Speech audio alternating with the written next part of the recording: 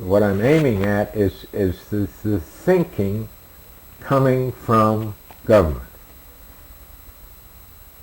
Let me give an example of that.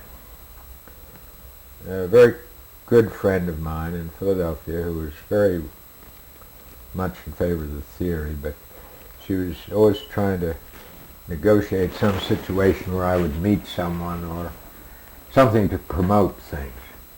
And she had met the head of National Science Foundation, NSF.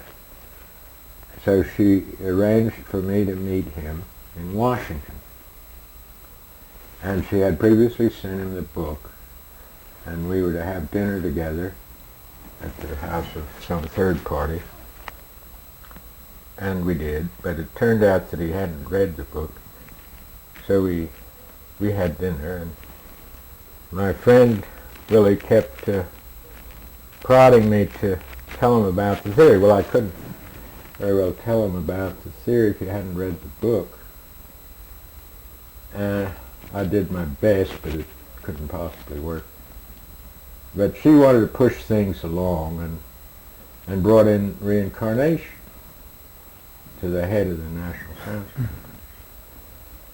So I said, well, what about Mozart? You said, I mean, to support her.